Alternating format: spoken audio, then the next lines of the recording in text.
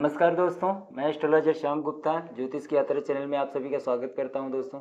और आज हम बात करेंगे दोस्तों फरमान 13 के बारे में। वर्षफल कुंडली कैसे बनाई जाती है। हम जब कुंडली बनाते हैं तो इस साल में ये साल हमारा कैसा जाएगा, इसके बारे में हम कैसे जानेंगे। तो ये वर्षफल कुंडली आपने नाम सुना होगा, वर्षफल कुंडली कैसे बनाते हैं, तो इसके बारे में आज हम बात करेंगे दोस्तों। और बहुत अच्छे से सटीक और बड़े आसान तरीके से मैं आप लोग को बताऊंगा दोस्तों।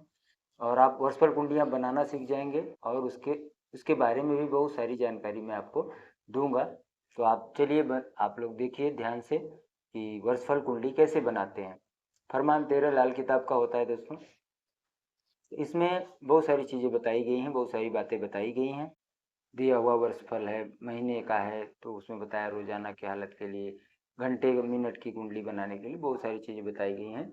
लेकिन आपको मैं वर्षफल कुंडली के बारे में एकदम परफेक्ट नॉलेज दूंगा कि आप वर्षफल कुंडली तो आराम से आप बना सकते हैं, बाकी आगे और सारी चीज़ों के बारे में भी आगे बताऊंगा। तो ठीक है दोस्तों, चलते हैं। तो वर्षफल कुंडली बनाने के लिए दोस्तों, जैसे कि इसमें एक लिस्ट होता है, आप देख रहे हैं इसको, आप इसका स्क्रीनशॉट भी ले सकते हैं। देखिए ये फहरिस्त बताया है कि कौन सी कुंडली के कौन से घर का ग्रह कहाँ पे कौन से साल में कहाँ जाएगा, और आपको कैसे कुंडली बनानी है उस साल की।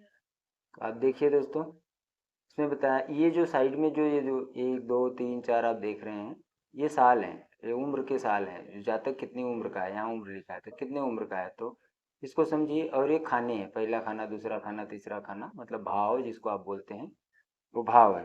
तो आप इसको कैसे समझेंगे दोस्तों, मैं आपको बताता हूँ। ये कुंडली सामने रख के ही समझा देता हूँ। जैसे किसी कुंडली में पहले घर में कोई ग्रह बैठा है दोस्तों, तो वो अगर वो बच्चा 1 साल का होगा तो उसका पहले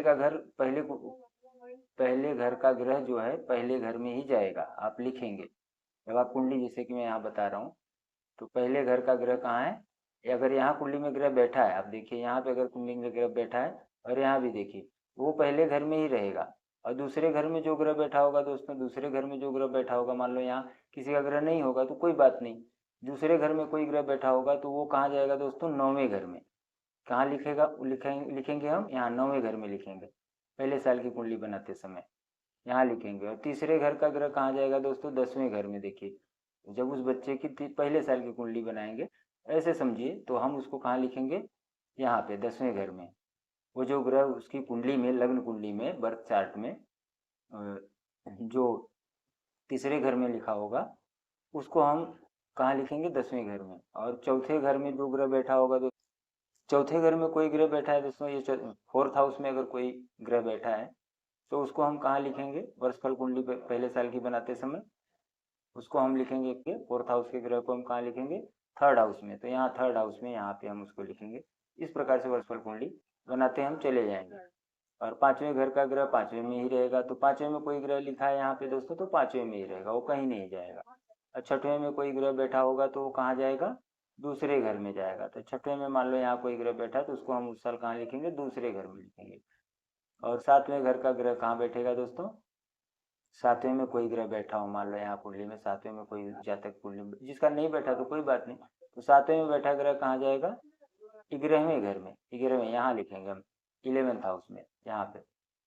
और 8वें घर का ग्रह कहाँ जाएगा, 7वें घर में। तो 8वें में कोई ग्रह बैठा होगा यहाँ पे, तो वो जाएगा 7वें घर में।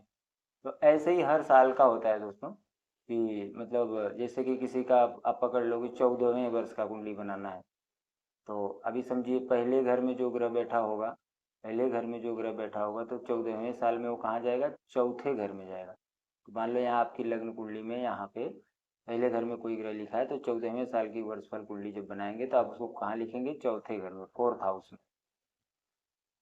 आप देख रहे हैं फोर्थ हाउस में। और जो दूसरे घर में ग्रह लिखा होगा वो कहाँ आएगा दोस्तों, 14वें साल में, फर्स्ट हाउस में। दूसरे का ग्रह कहाँ बैठ जाएगा, वो बगल में ही फर्स्ट हाउस में वो लिखा जाएगा। तीसरे घर में कोई ग्रह बैठा होगा तो वो कहाँ लिखा जाएगा दोस्तों, 14वें साल में, यहाँ देखिए तीसरे घर में, वो तीसरे घर में ही लिखा जाएगा। देखिए तीसरे घर का ग्रह तीसरे घर में ही रहेगा। ऐसे समझना है आपको, ऐसे कुंडली बनानी। तो मैं आप लोग को इसका स्क्रीनशॉट दूंगा, और आप स्क्रीनशॉट लेके आराम से कुंडली बना सकते हो। लेकिन कुंडली कौन सी बनानी दोस्तों, लग्न कुंडली वाली कुंडली नहीं बनानी है। आप केपी कुंडली से माइनर जांच कर लीजिए, तो उसमें जो ग्रह जहाँ बैठ केपी कुंडली में बताएगा उसको उसी घर में लेके जाना है। बहुत ध्यान से समझना है इस बात। लग्न कुंडली के ग्रहों को घुमाओगे तो पता ही नहीं चलेगा, फलादेश फेल हो जाएगा। तो आपको क्या करना है, केपी कुंडली जो आती है, आप एस्ट्रोसेज ऐप में जाएंगे तो केपी कुंडली बनाना, लग्न कुंडली वाली नहीं देखना। केपी कुंडली में जो ग्रह स्थितियाँ जिस घर में होंगी उसको उसी घर के हिसाब से उसी घर में लिख देना है। इस बात को बहुत ध्यान देना, यहाँ बहुत लोग फेल हो जाते हैं। तो बहुत, मैंने बहुत सारी कुंडली में देखा है फलादेश फेल हो जाता है। तो आप इसको इस तरीके से सीखें। तो आप समझ गए हैं। तो ऐसे ही आप इसको, ये 120 साल का सब होता है दोस्तों, तो आप इसको ऐसे समझना है आपको। तो आप इसका स्क्रीनशॉट ले लें दोस्तों। चलो, तो आप कुंडली अपने घर पे अपने बच्चों की किसी की भी कुंडली आप अपना वर्षफल बना सकते हैं। आज मैं खाली वर्षफल बनाने के बारे में बताऊंगा दोस्तों। वर्षफल देखना कैसे है और उसका उपाय कैसे करना है, रेमेडी कैसे करनी है, उसके लिए मैं अगली वीडियो में विस्तार से बताऊंगा, क्योंकि वीडियो बहुत लंबी हो जाती है। तो देखिए, इसका स्क्रीनशॉट ले लीजिए आप। ठीक है दोस्तों, और यहाँ पे देखिए, इसको हाफ हाफ पार्ट में ले लीजिए। और यहाँ तक जो था 19 साल तक था, तो यहाँ 20 साल से लेके ये जो है 30 देख लीजिए 4, ऐसे अब आपको बना लेना है। और यहाँ पे ऐसे ये जो है ऐसे ले लीजिए, स्क्रीनशॉट ले लीजिए। ये 52 साल तक का हो गया।